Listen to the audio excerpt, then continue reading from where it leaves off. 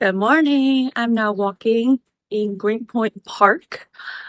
It's only 10 minutes walk from the hostel that I live. Beautiful day, and today I just grabbed the coffee. It's honey nut latte, and I just ate a croissant, a chocolate croissant, to start my day.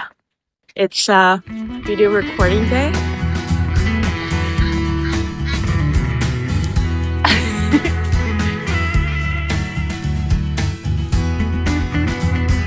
I'm gonna do the video right after I finish this coffee.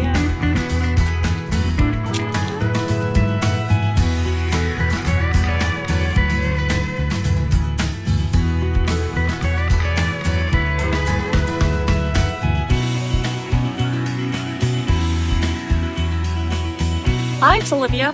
Raise your hand if you've ever heard that whole your 20s are not for knowing what you're doing thing and just felt panicked instead of assured. Yeah. Um, Me too. I felt that way for years until I defined a set of principles to navigate the chaos. It's what helped me shift from just surviving my 20s to actually thriving in them. Before we dive in, I just wanted to say that these talking points are like a buffet of ideas, not a strict prescription. We all walk different paths, and what works for one person might not be the right fit for another. Your journey is uniquely yours, so please feel completely empowered to disagree. If something doesn't resonate with your experience or beliefs, you're probably right for you. The goal here is to share perspectives, take what feels beneficial, and leave what doesn't. Think of your 20s as your foundation decade. This isn't a time to peak, it's a time to build. You are constructing the internal operating system that will run your life for years to come. The habits you form, the skills you develop, and the network you cultivate, they all compound over time. It's like interest. The entire goal is to architect a foundation so strong that your 30s and 40s aren't a struggle for stability, but a launchpad for thriving. So, what are some foundations to build? The first one is to invest your health. I call it your physical and mental capital. I cannot stress this enough. The fitness, sleep, and nutritional habits you build in your 20s determine your energy, health, and resilience for decades to come. Think of it as the compound interest of health. The returns are enormous, and it's far harder to play catch up at 40. The key is to find a form of exercise you genuinely enjoy, something you can make a sustainable part of your weekly routine. For me, I enjoy running and hiking, basically the exercise to get my body moving. When I'm home, I run on treadmill twice a week for about 3 kilometers each time. It's just enough to get my heart rate up and boost my metabolism. And right now, I am volunteering in Cape Town, and my gym is the mountains. I hike Lion's Head every Monday morning and Taco Table Mountain on Thursdays. The scenery is my motivation. Another critical habit is finding your optimal sleep schedule, the hours that make you feel your best. For me, that's sleeping around 11 p.m. and waking up before 8 a.m. I will be honest, it's a discipline I'm still building. I know it's not a cool advice. I loved going out and partying in my early 20s, and I don't regret a second of it. But as I've gotten older, I've noticed my recovery time from a late night has stretched from one day to a full week.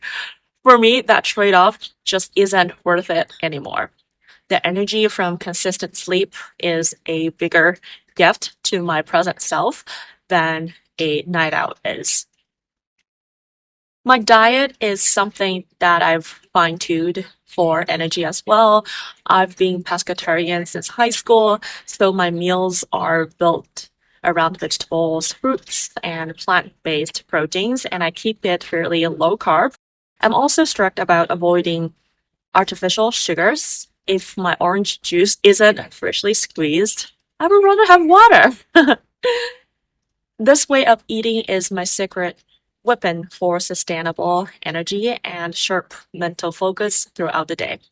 And I'm not rigid about it. I absolutely enjoy comfort food when the craving hits, but I save those bigger meals for dinner where I can just relax afterwards. Then there is mental fitness. This is about building resilience, stress management, and deep self awareness. Your 20s are a decade of constant change and identity shifts, which is why a strong mental foundation is absolutely crucial. My guiding philosophy is a simple quote: let everything happen to you, the beauty, the terror, just keep going. No feeling is final. It reminds me that success isn't about avoiding failure. It's about moving from failure to failure with unwavering enthusiasm until you finally get it right. Another thing is to invest in your skills. I call it the human capital. Let's be real. AI can do almost any single task better than we can. Sorry, farmers, you're safe, but for the rest of us, that means being the best at just one thing is no longer a winning strategy. You're just competing with AI. And that's a race to the bottom. So, what's the answer? Skill stacking. Your new superpower isn't being a specialist, it's being a unique combination. Don't compete with AI, curate it. Layer your human skills like strategy, storytelling, and ethics on top of AI proficiency. That unique blend is what makes you indispensable as the industry transforms. Take a marketer, for example. Instead of just writing ads, they combine human psychology with AI tools and data analysis. The AI generates the options, but the human provides the strategy and interprets the results. Another message that I want to deliver is to optimize for learning, not earning. Choose roles and opportunities based on how much you will learn, not just the starting salary. An intern opportunity that teaches you emerging skills that sustainable in a world is worth for more than a six-figure job that is clearly sunsetting. Another aspect is to learn to sell and communicate. This is arguably the most important skill you can build. It's not just for products, it's for selling your ideas and, most importantly, yourself in interviews and negotiations. Here's what I learned from 6 years in the corporate world. A great idea in your head has zero value. Its value is only realized when it's understood, believed in, and acted upon by others. This is also why the people say keep your head down and work hard is often a trap. In corporate, if you don't speak up and tout your own accomplishments, you simply won't advance. Your work won't speak for itself. You have to speak for it. The third foundation to build is invest in your network. I call it social capital. You could have the best plan in the world, but if you ignore this one thing, you will struggle to make it happen. It's your network, your social capital, and it's the invisible force that accelerates or limits your success. You've probably heard the saying, you are the average of the five people you spend the most time with. But have you actually audited your circle? Seriously, think about it right now. Are the people you talk to every day ambitious, supportive, and driven, or do they encourage complacency, gossip, and settling? And this goes deeper than just friends. Think about the people you live with, your roommates, and the colleagues you work alongside every single day. Their habits, their mindset, their conversations, they rub off on you whether you realize it or not. You can't hang out with negative, unmotivated people and expect to stay positive and driven. You have to choose your inner circle as intentionally as you choose your career. Finally, this is the pro move. Proactively seek mentors. But don't just slide into a CEO's DMs asking, can I pick your brain? Instead, build relationships with people who are where you want to be. Offer value first. Comment on their work thoughtfully. Ask smart questions. Show that you're serious. A good mentor doesn't just give you answers. They can save you years of wasted effort and open doors you didn't even know existed. So, your mission this week: first, audit your 5 people. Second, be intentional about who you let into your orbit. Third, find one person to learn from. Invest in your social capital. It's the currency of opportunity.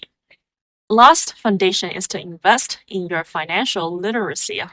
I call it your financial capital in your 20s. Financial advice for your 20s is usually boring, but what if I told you the real goal isn't being rich, it's being free? And the number one skill for freedom is this: live below your means. This isn't about deprivation, it's about conversion. Every dollar you don't spend on stuff you don't need gets converted into fuel. Fuel for what? Fuel your future choices, for your dreams. It's the financial runway that lets you take off. It's the money that gives you the power to walk away from a toxic job without panic, to say yes to that risky startup idea, that career change, or that move to a new city, because you have the safety net to fall into. It buys you mental space to be creative, not anxious. So skip the lifestyle inflation. Your greatest asset in your 20s isn't your salary, it's your optionality. Build your fund, buy your freedom. Another principle that guides through my 20s is anti-fragility over stability. What if I told you that seeking a stable, safe life in your 20s is actually one of the riskiest things you can do? Because the world isn't stable, it's volatile. And if you've spent a decade avoiding stress, the first real challenge that hits you will break you. You become fragile. Instead, you need to become anti-fragile. That means you actually get stronger from volatility, from stress, from challenges. How? By taking calculated risks, but smart bets where the potential upside is huge and the downside is just a really cheap, valuable lesson. A safe job that teaches you nothing is a trap. A risky project that teaches you everything, that's an investment. And your 20s are the perfect time for this. Why? You have the ultimate superpower. Nothing to lose. Likely no mortgage, no kids, no one depending on you. The cost of failure is so slow. A failed business, a career move that didn't work out, it's not a catastrophe. It's just data. It's a scar that proves you tried. Collect scars, not just credentials. And to do this, you have to make one crucial mental shift. Separate your identity from your job title. You are not an accountant. You are a curious, capable person who is currently exploring the field of accounting. See the difference? One locks you in with pressure, another sets you free to experiment. If the data shows it's not a fit, you can just move on. No identity crisis needed. If you never try, you can never fail. We're all so scared of actually trying and failing at something that we would rather stay with something that is comfortable and wrong. Stop being so scared of trying that you choose a comfortable wrong over a difficult right. Your 20s are your chance to get stronger. Go get anti-fragile. Another thing that I learned in my 20s is identity exploration is work. Trying on different careers, hobbies, and lifestyles isn't wasting time. It's essential data collection to figure out who you are and what you actually want. The key is to be intentional about it. We often dismiss periods of exploration and change in your 20s as flaky, indecisive, or wasting time. This reframes the entire concept. Trying on different careers, hobbies, relationships, and even lifestyles isn't a sign of failure. It's a critical, active process of self research and data collection. The goal is to move from a theoretical idea of who you should be to an evidence-based understanding of who you actually are. It tests theory against reality. You might think you want to be a lawyer because you like debating, but interning at a law firm gives you the data on the actual day-to-day work, long hours of research, specific types of stress, and tells you if the reality matches the theory. Every experiment, successful or not, provides invaluable data about your tolerance, strengths, and passions. It builds self-awareness, not just a resume. This process answers deeper questions like work style. Do I thrive in structured hierarchies or chaotic autonomy? In terms of values, do I need a mission-driven purpose or do I prefer a job that founds my passions outside of work? Question in terms of energy, does this role drain me or energize me? Does working with people exhaust me or excite me? What are some non-negotiables? What am I absolutely not willing to tolerate? Micromanagement, lack of growth, or poor ethics? So to wrap it up, your 20s are not for peak earnings, but for peak building. Instead, invest in the four types of capital that compound over time. First, your health capital. Build a strong body and resilient mind. Second, your human capital. Stack valuable skills. Third, your social capital. Cultivate a powerful network. Fourth, the financial capital. Live below your means to buy future freedom. The goal is to become anti-fragile, to use this decade's low stakes to take smart risks, collect scars, and build a foundation so strong that your 30s and 40s and beyond are filled with opportunity and options, not limitations. Don't waste your 20s just living for the moment. Invest then in building a life you will love. These are principles that have really guided my own journey through my 20s and still going. My hope is that maybe one or two of them can resonate with you and make your path a little clearer. If you enjoyed this reflection, liking the video really helps others find it. All right, until next time, take care. Hello, so I'm now heading back to the hostel.